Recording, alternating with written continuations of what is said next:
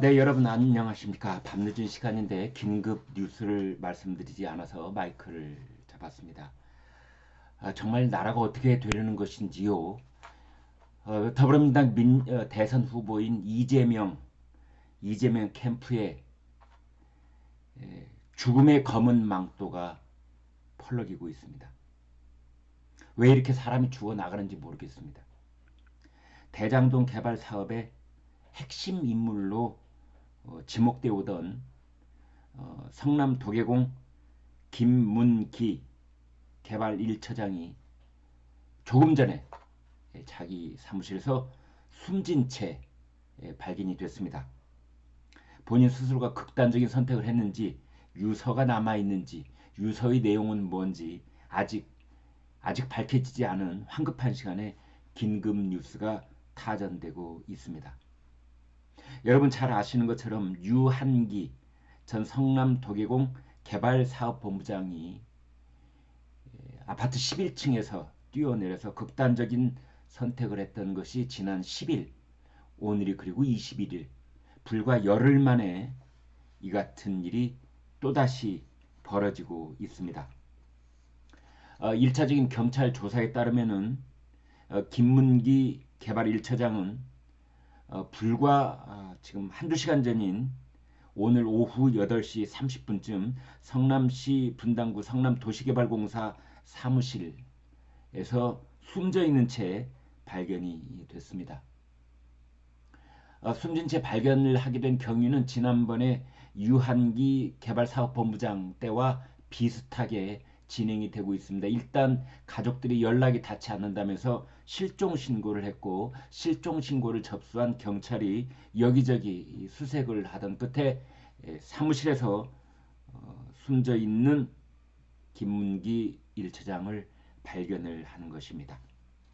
경찰은 현재 자세한 사망 경위를 조사를 하고 있습니다. 김문기 씨는 여러분 그동안 귀에 익숙해진 이름 유동규, 더불어민주당 이재명 후보의 측근 중에 측근이라는 유동규, 죄송합니다. 유동규 전 성남 도계공에서 기획본부장, 현재 구속 수감돼 있죠. 그런데 여러분 이제 요약을 해서 압축적으로 말씀을 드리면은 대장동 게이트, 이른바 초과이익 특혜, 이것의 결정적인 이 사건 수사의 핵심은 뭐냐? 초과이익 환수 조항이 최초 그 계약서 초안에는 있었는데 중간에 이게 빠져버립니다. 초과이익 환수 조항이 빠져버린 겁니다. 그렇다면은 이 조항을 누가 뺐느냐? 이 조항을 빼는 핵심 라인에 있었던 사람이 당연히 수사 과정에서도 핵심 피의자가 될 수밖에 없었고, 그 인물 중에 첫 선 꼽히는 사람이 유동규 지금 구속 수감되어 있는 기획본부장, 그리고 또 한 사람이 오늘 숨진 채 발견된 김문기 씨는 이 당시에 개발사업 1팀장이었습니다. 지금은 이제 개발 1처장 승진을 거듭해서 개발 1처장이 돼 있고, 당시에는 개발 1팀장이었습니다. 그런데 그 당시라고 하는 것은 6년 전인 2015년 성남 도계공, 시장은 이재명, 그 다음에 성남 도계공에서 이제 개발사업 1팀장이 오늘 숨진 채 발견된 김문기 씨인데, 이제 여기에서 바로 초과이익 환수 조항의 삭제 프로세스가 진행됐던 겁니다. 당시에 이 담당 직원은 한모 씨로 알려져 있습니다. 성이 한 씨인 사람이었는데, 그 사람이 사업협약서 검토 의견서에다가 초과이익 환수 조항을 넣었다가 불과 7시간 만에 해당 조항을 삭제하고 당시 팀장이었던 김문기 씨에게 보고한 것으로 그렇게 알려져 있습니다. 그래서 검찰 수사도 이제 유동규, 그 다음에 김문기 개발 1팀장, 그 다음에 한모 씨, 이제 이런 사람들에게 집중될 수밖에 없었고, 이 사람들이 개발 초과이익 환수 조항을 삭제하는 과정에 최고 윗선이 누구냐? 이게 이제 수사의 초점이 될 수밖에 없었던 그런 상황이었습니다. 이 초과이익 환수 조항이 삭제됨에 따라서 대장동 사업자인 화천대유가 여러분 익히 잘 알고 계시는 것처럼 수천억 원의 초과이익을 거둘 수 있던 겁니다.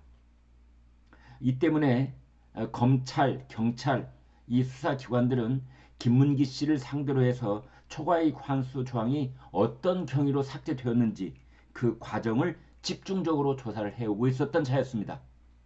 김문기 씨는 지난 7일, 그러니까 지금부터 오늘이 21일이니까 약 보름 전에 일단은 참고인 신분으로 검찰에 출석해서 조사를 받았습니다.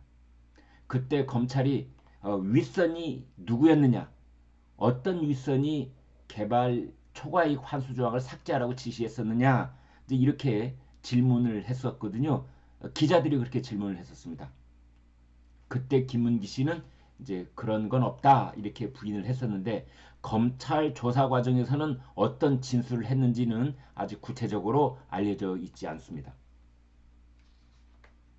여러분, 그동안에 우리나라 현대사를 보면은 크고 작은 게이트들이 계속 이어져 왔습니다.